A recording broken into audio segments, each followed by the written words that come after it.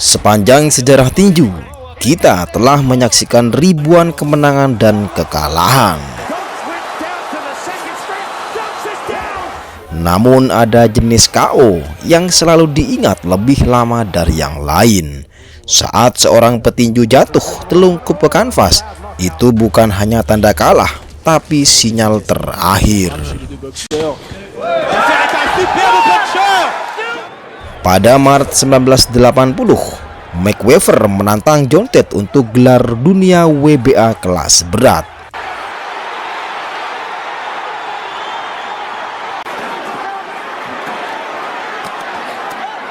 John unggul sepanjang laga, namun kehilangan fokus di ronde ke-15.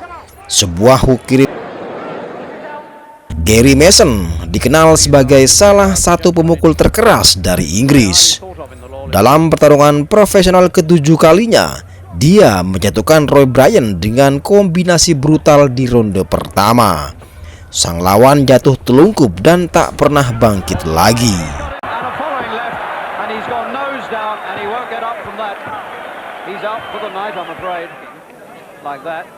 He took a left hook first, which pulled him up short. There's a tremendous right, and then there's one more left to come, and he pitches head first. And I'm afraid he is still out. Jamie Moore dan Matthew McLean bertarung dalam duel brutal 10 ronde pada 2006. Di pertengahan ronde terakhir, Moore melepaskan pukulan mengerikan.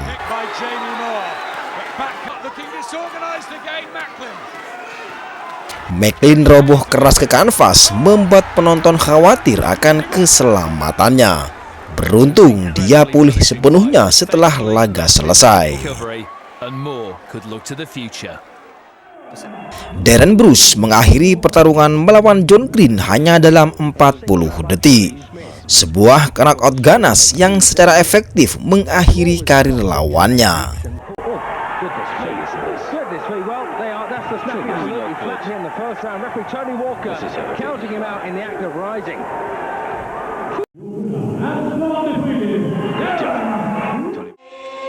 Gregor Proksa mempertahankan gelar Eropa melawan Pablo Navasquez di Spanyol pada tahun 2011. Didukung publik tuan rumah, Navasquez mencoba menekan. Tetapi di ronde ke-9, Proksa membungkam arena dengan knockout yang sangat telak. Del polaco y yo pierda muy clara por parte esta izquierda es la que no sé, bueno, nos ha dejado un poquito mal sabor de boca ese final por parte de Proksa, pero bueno, el público. Setelah duel pertama yang kontroversial, Paul William melawan Sergio Martinez bertemu kembali pada tahun 2010. Kali ini Martinez tak memberi kesempatan pada juri. Di ronde kedua, suatu pukulan kiri sempurna menjatuhkan William sampai telungkup. Sebuah KO satu pukulan yang mengejutkan dunia tinju.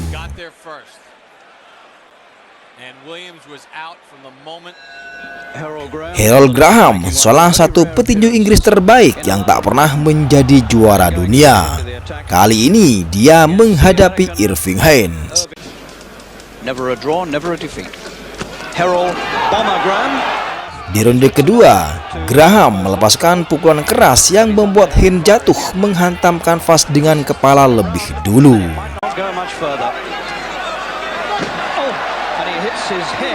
Punch after punch coming in. And as Harry Gibbs moves in, so Haynes topples. Lennox Lewis menghadapi Donovan Roser-Ruddock pada Oktober 1992. Ruddock sempat diselamatkan bel di ronde pertama, namun Lewis tak mengendurkan serangan. Fireworks from Lennox Lewis at the end of round 1. Di ronde kedua, pukulan kanan beruntun menjatuhkan Ruddock untuk ketiga kalinya. Kali ini dia tak mampu berdiri lagi. Big right hands by Lewis. Down goes Ruddock again. Does he have it in him to beat? Pada Mei 1996, Wayne Alexander menghadapi Jim Webb dalam duel 4 ronde. Butuh 2 ronde bagi Alexander menemukan pukulan yang dia cari. Begitu hook kirinya mendarat bersih, Webb langsung terhuyung dan jatuh. Pertarungan pun dihentikan. And get back on his feet again. But full power into the punches then. Right hand. See, when they pitch forward onto their face, normally that is the end of the night's work. But Webb managed to get up. Desember 1993, Terry Norris mempertahankan gelar WBC melawan Simon Brown. Tak ada yang memberi Brown peluang, namun dia menjatuhkan Norris di ronde pertama. Dia mencoba bangkit, tetapi terus menerima tekanan beruntun. Di ronde keempat, suatu pukulan keras membuat Norris jatuh dan tak mampu melanjutkan. Ini adalah sebuah kejutan besar dalam dunia tinju.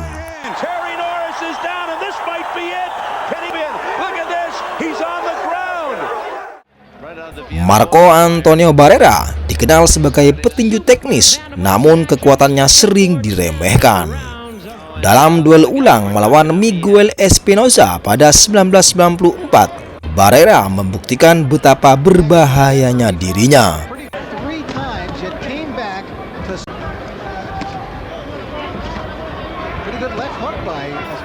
Di ronde ke-6, sebuah pukulan kanan telak menjatuhkan Espinosa dengan wajah lebih dulu ke kanvas.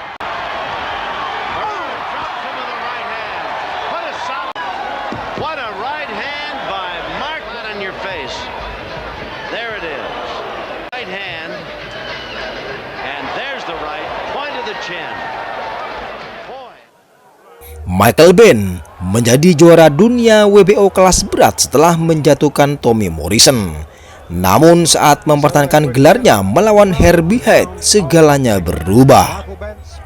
Di ronde ke-7, Head menghancurkan Benn dengan 2 pukulan kanan brutal yang membuatnya roboh tanpa daya. Gelar pun berpindah tangan. Does not look like moving. We have a new world champion in Herbie Hard. Here. What's his right hand and what's the back of his head? Look at that for a shot. That is absolutely rip-roaring stuff from Herbie Hyde. Put him to the floor and...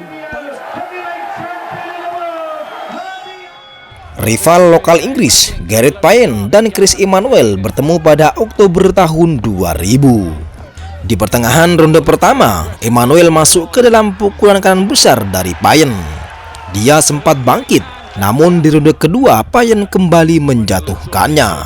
Kali ini Emmanuel tak lagi tahu di mana dirinya dan pertarungan dihentikan.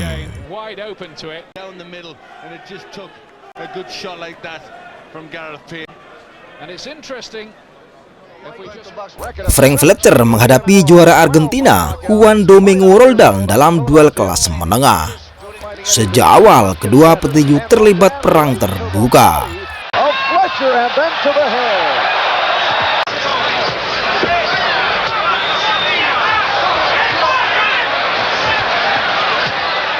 Pertarungan berlanjut hingga di ronde ke-6 ketika Roldán melepas pukulan kanan kejam. Fletcher jatuh telungkup ke kanvas dan seperti kebanyakan kasus serupa, dia tidak mampu bangkit kembali.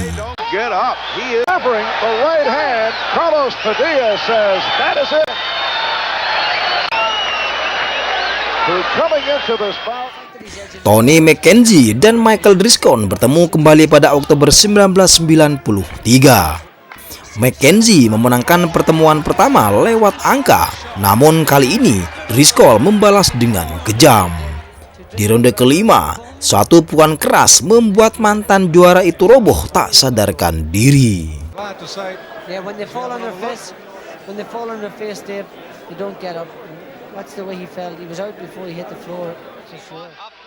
Dalam sebuah laga klasik, Matthew Helton yang belum terkalahkan menghadapi mantan juara dunia 3 kali Wilfred Benitez.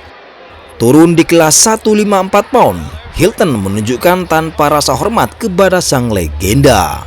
Sebuah pukulan ke bodi di ronde pertama menjatuhkan Benitez.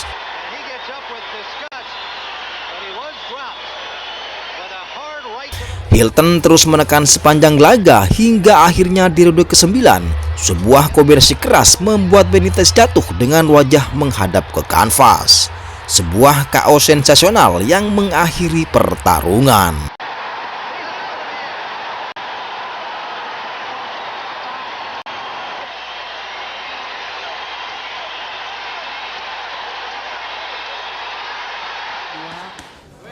Hakim Taver melawan Sanogo bertemu kembali dalam duel ulang pada April 1991. Di pertengahan ronde kedua, Taver melepaskan Huganas yang mendarat tepat di rahang lawannya. Hasilnya adalah sebuah knockout brutal yang mengakhiri karir sang lawan.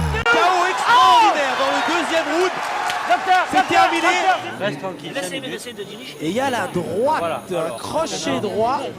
Faire son travail. La tête tourne à pratiquement terrible. Il s'écroule comme un pantin désarticulé. C'est effrayant. Ça nous rappelle le chaos de Jackson. Pada September 1995, petinju tak terkalahkan Steve Robert melawan Hans Katt dalam pertarungan profesional kelimanya. Robert langsung merangkai kombinasi cepat di ronde pembuka. Sebuah penyelesaian kejam di ronde pertama yang membuat lawannya jatuh telungkup dan tidak mampu bangkit. The left-right, or rather the right-left combination, and it was the left that really did the damage. And Hans Katt was really out cold before he hit the canvas. Look from another angle. Use the right as the rangefinder. Bang! Julius Indongo menghadapi Edward Trojanowski dengan sabu IBF dan IBO kelas welter junior dipertaruhkan. Petinju favorit yang tak terkalahkan itu justru tumbang seketika. Roboh tak sadarkan diri hanya dalam satu momen brutal. Stay right there. Stay right there. Stay right there. Give me a stool. No. Give me a stool. You guys stay back.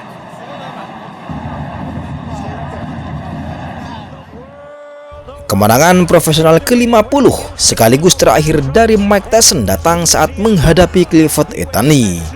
Knockout itu secepat dan semematikan reputasi Tyson. Satu pukulan kanan ke kepala dan pertarungan benar-benar berakhir. Jerry Coney menghadapi Ken Norton pada 1981. Bel berbunyi, Coney langsung mematahkan pertahanan Norton. Pukulan kiri ke jantung disusul kombinasi tanpa ampun. Norton akhirnya berlutut dan tak mampu bangkit. Pertarungan selesai hanya dalam 54 detik, sekaligus menegaskan kekuatan pukulan dari Jerry Coney.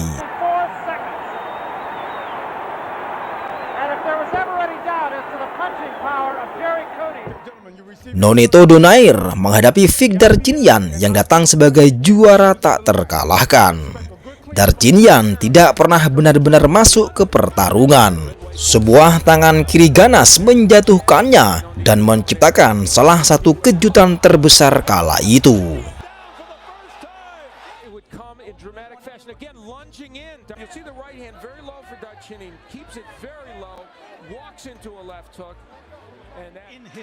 Dengan sabu IBF featherweight dipertaruhkan, Kiko Martinez menghadapi Kid Galahad.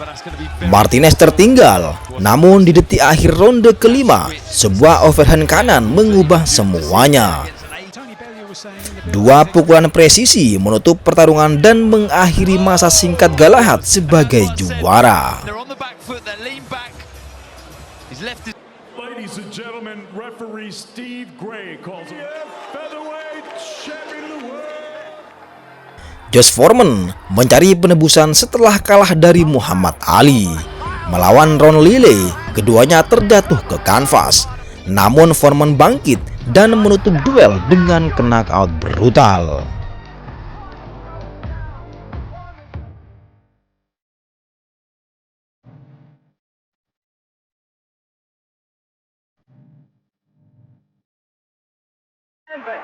Foreman punching him again and again and again when it looked like George was done.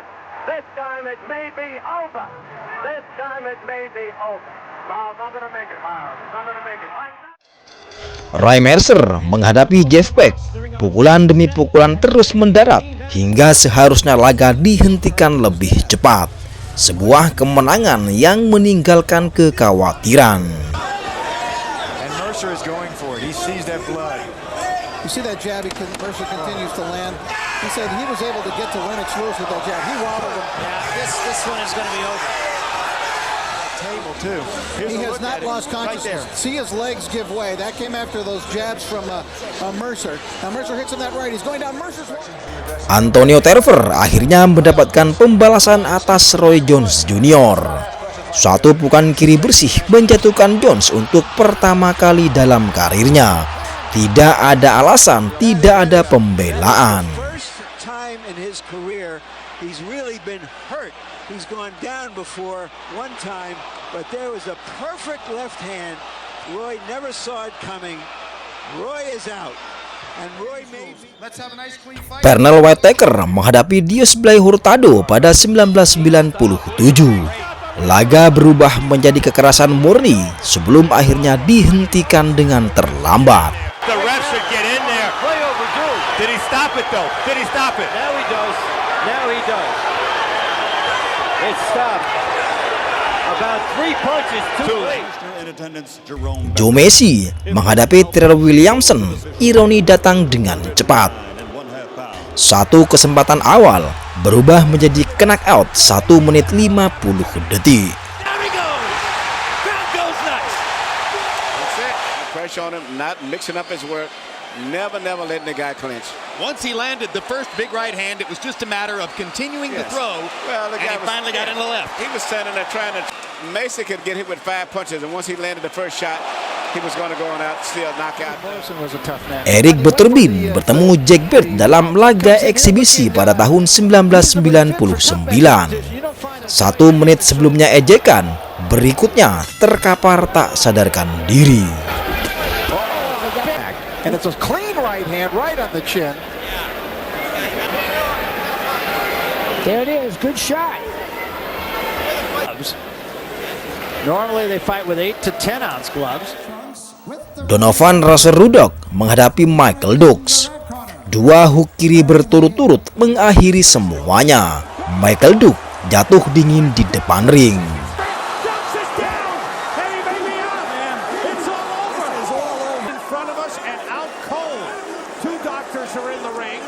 Sam, there's the first left hook. That wobbles him back pretty good. He's hurt now. Standing up, and he missed the right hand, but he threw it with everything he could. There's that left hook again.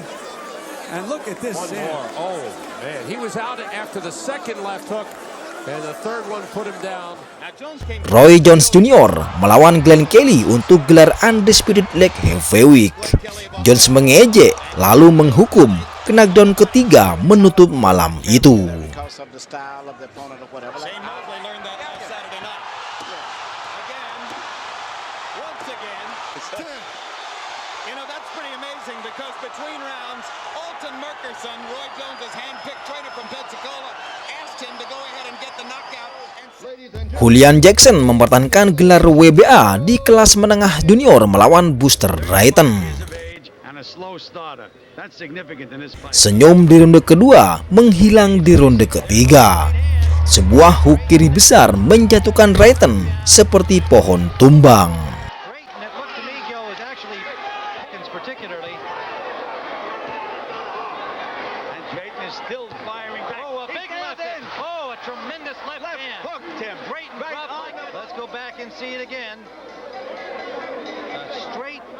Solid left hook. There it is. Look at the fall. Eric Morales mempertahankan sabu WBC kelas bulu junior melawan Angel Kikon pada 1999. Terpojok tanpa jalan keluar, Kikon akhirnya tumbang setelah kombinasi mematikan.